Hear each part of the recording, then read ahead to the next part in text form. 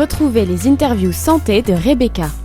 Bonjour à toutes et à tous, j'espère que vous allez bien. Je suis heureuse de vous retrouver cette semaine dans cette émission santé sur Radio JM. Demain, nous serons le 20 mars et il s'agira de la Journée mondiale de la santé bucco-dentaire. Pour aborder ce sujet, je reçois mon frère, le docteur André Attias, chirurgien dentiste libéral dans le 9e à Marseille. Bonjour Andrea. Bonjour à tous. Merci d'avoir accepté d'intervenir dans cette émission. Chaque année, un grand nombre de Français négligent de consulter leur dentiste pour des contrôles dentaires réguliers. Pourtant, la santé bucco-dentaire de la population pourrait bénéficier grandement d'une prévention adéquate.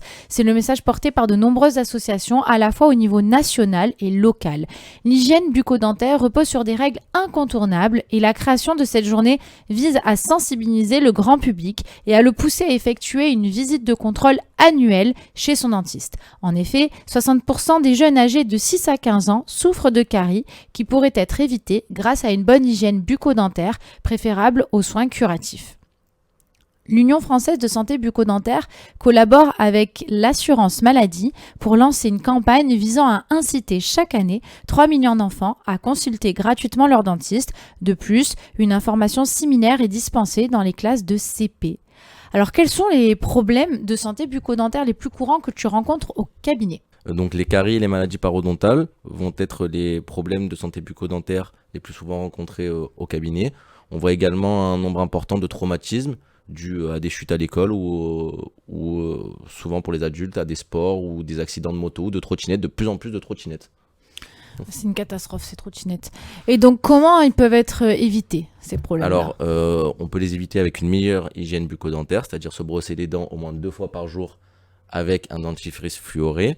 Une meilleure hygiène de vie, c'est-à-dire éviter le tabagisme, l'alcool, une alimentation qui va être plus saine et équilibrée, une meilleure prévention et surtout une meilleure compréhension des risques encourus sans suivi. Et est-ce qu'il y a certaines maladies qui sont plus à même d'engendrer des problèmes de santé bucco-dentaire ? Bien évidemment qu'il y a des maladies comme les diabétiques qui vont souffrir souvent de plus de pathologies que les personnes non diabétiques, les personnes qui ont eu des cancers et qui ont subi une chimiothérapie, leurs dents vont être beaucoup plus abîmées, les personnes souffrant de maladies cardiovasculaires ou de problèmes respiratoires. Il y a également, quand on prend des médicaments, et tu dois le savoir en tant que pharmacienne, que ces médicaments-là, ils ont des acidités qui vont attaquer les dents. Donc c'est pour ça qu'il faut toujours bien se brosser les dents et on va y revenir plus tard. Alors, qu'est-ce qu'une carie ? Alors, une carie, c'est quoi ? Une carie, c'est la destruction progressive de la dent par des bactéries. En fait, ces germes, ils vont se multiplier à la surface de la plaque dentaire et ils vont déminéraliser l'émail et la dentine. L'émail et la dentine, c'est quoi ? Donc, il va y avoir 3 couches dans une dent. L'émail, qui va être la couche superficielle, la dentine, qui va être à l'intérieur, et la chambre pulpaire ou la pulpe, qui va être la plus interne dans la dent. Et donc, du coup, comment on prend en charge une carie ? Alors, donc déjà, pour la prise en charge de toute carie, on va faire ce qu'on appelle un examen radiologique qui va nous permettre d'avoir donc des images des dents et de l'intérieur des dents avec un examen extra-oral où on va pouvoir voir. Toutes les caries ne sont pas visibles directement, c'est pour ça qu'on a besoin d'un examen radiologique. Il va y avoir 2 types de caries, donc il va y avoir en général la carie simple ou peu profonde qui va affecter l'émail et la dentine. Donc on va venir avec un instrument, donc un contre-angle ou une turbine, qui va être équipé d'une fraise, donc c'est le petit truc que vous entendez chez le dentiste qui fait zzzz, qui me casse l'oreille, qui traumatise tout le monde qui va venir cureter dans la dent pour enlever toute la partie molle de la dent, parce qu'en fait cette partie molle c'est des bactéries, donc on va venir la gratter pour arriver sur la partie saine de la dent. Ça c'est en cas d'une affectation peu profonde, et dans le cas d'une affectation qui va être plus profonde, donc qui va toucher le nerf. En général ces caries là font extrêmement mal. On va être obligé de pratiquer donc ce qu'on appelle un traitement endodontique, une dévitalisation, ça veut dire venir retirer le nerf de la dent. Alors, quels sont les groupes de population les plus vulnérables en termes de santé bucco-dentaire, s'il te plaît ? Alors, la plupart des maladies, des affections bucco-dentaires, elles vont présenter les mêmes risques modifiables, c'est-à-dire le tabagisme, la consommation d'alcool, une mauvaise alimentation riche. Il y a les 4 catégories dont on a parlé tout à l'heure, les maladies cardiovasculaires, le cancer, les affections respiratoires et le diabète. Ces personnes-là vont être généralement plus touchées par les problèmes dentaires. Mais on peut également constater que les affections bucco-dentaires, elles touchent de manière disproportionnée les personnes pauvres et socialement défavorisées. C'est-à-dire qu'il y a une corrélation très forte entre le statut socio-économique, c'est-à-dire le revenu, la profession et le niveau d'instruction, la prévalence et la gravité des maladies et des affections bucco-dentaires. Donc il faudrait mieux éduquer en fait les populations. En fait, il faudrait mieux éduquer les populations. Ok. Et donc du coup, pourquoi les femmes enceintes sont plus vulnérables en termes de santé bucco-dentaire? Alors, les femmes enceintes, pendant la grossesse, elles vont avoir des taux beaucoup plus élevés d'hormones, comme les oestrogènes et la progestérone. Donc, pendant la grossesse, ça va augmenter le risque de développer une gingivite. Une gingivite, c'est quoi? C'est une inflammation des gencives, mais également avec des nausées matinales et des reflux gastriques, ça va augmenter l'acidité dans la bouche et causer l'érosion dentaire.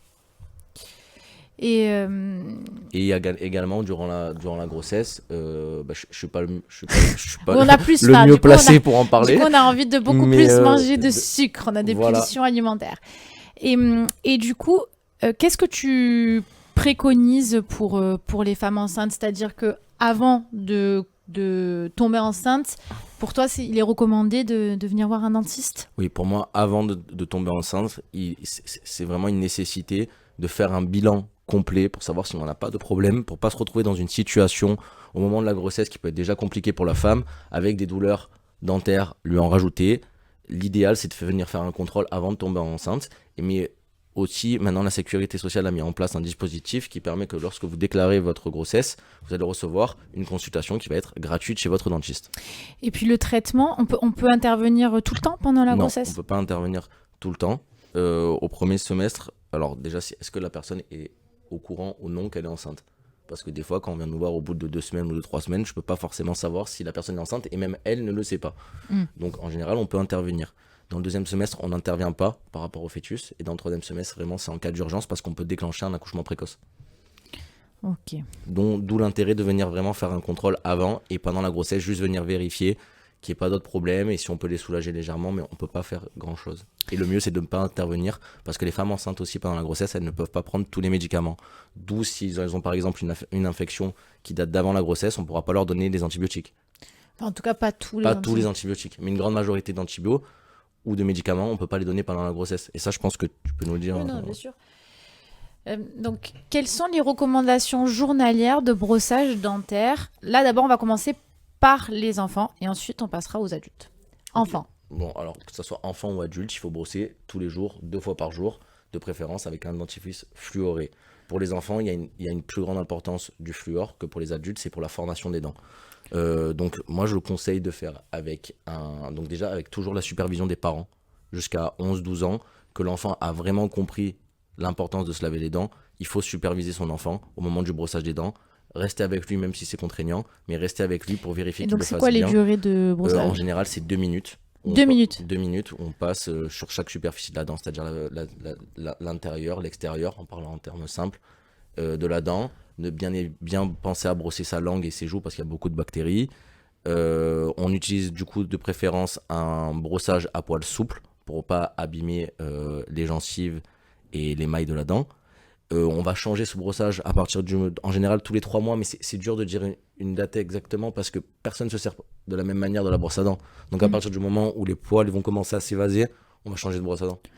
Et du coup, c'est mieux quoi, brosse à dents simple ou électrique? Le mieux c'est une brosse à dents électrique. Ça élimine vraiment un pourcentage plus élevé de la plaque dentaire.